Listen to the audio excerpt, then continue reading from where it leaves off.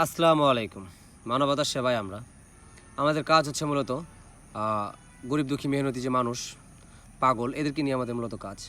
তো আজকে একটা বিষয়, সেই বিষয়টা হচ্ছে যে এই যে একজন পাগল, হ্যাঁ, তো ওনাকে আমরা খুব মানে এটা যখন আমরা যাই ওনারা এখানে আমরা অনেক সারাদিন অনেক পাগল ঠাগল খুঁজে যখন আমরা না পেয়ে লাস্টে হচ্ছে আমরা আসি, ইওনোর সাথে কথা বলি। ইওনোর সাথে কথা বলার পর ইওনো বলে যে আসলে ভাই ওনার সাথে ধস্তাধস্তি করার কোনো কিছু নাই, যদি উনি নর্মালি করতে দেয় কাজ তাহলে আপনারা করেন।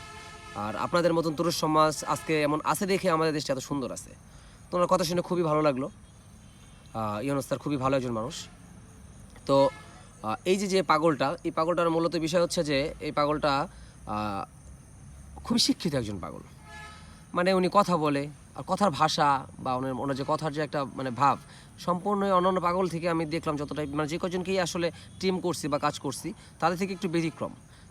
কেমন আমার কাছে এটা মনে হলো, প্লাস সবার কাছে এটা মনে হয়েছে কথা বলে অনেক ভদ্রভাবে, অনেক নর্ম ভদ্র একজন মানুষ। উনি ওনার নিজের বাড়িটাকেও নিজে আগুন দিয়ে পুড়িয়ে দিয়ে আসছে, এটা ওনার অ্যাটলিস্ট আমরা ওনার ব্যাপারে শুনলাম।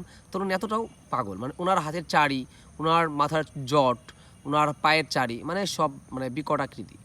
পরে ওনাকে মাথার চুল ট্রিম করে ওনাকে সব কিছু করে ঠরে দিলাম, দিয়ে উনি খুবই সুন্দরভাবে পরিষ্কার করলাম। তো লাস্টে ওনাকে আমি ট্রিম করে যখন ওনাকে আমি লাস্টে বলতেছিলাম যে ভাই আপনি আমার কাছ থেকে যে এই শার্টটা আপনি নেন, বলতেছে কেন আমি আপনারটা নেবো কেন? তা আমি বলতেছি কেন ভাই নেবেন না? বলতেছেন না। চুল কাটতে চাইছোস, দিছি না কাটতে? বললাম হ্যাঁ। পরে বলতেছে দাড়ি তো আমি কাটাইছি দাড়ি কাটার কথা। পরে বললো আমরা দাড়ি কাটি না। পরে দাড়ি কাটার কথা বললো যে দাড়ি তো আমি কাটাইছি। আচ্ছা তাহলে তোরা নখ কাটতে চাইছিস না, কাটছোস? বললো হ্যাঁ। পরে বলতেছে তোর জামা, তোর গোসল করাইতে চাইছোস, করছি। এখন বলতেছে তোর জামা যদি আমি না নেই তুই কি আমার জোর করে দিতে পারবি? পারবি না, যা তুই তোর মতন চলে যা।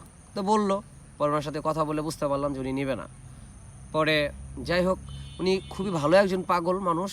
আর উনি যখন ওইখানে বসছে আমাদের অনেক ওইখানকার নগরকান্দার অনেক মানুষ অনেক হেল্প করছে, যেটা বলার বাইরে, যে খুবই ভালো মানুষ এখানকার মানুষগুলো আমাদের অনেক হেল্প করছে। ঠিক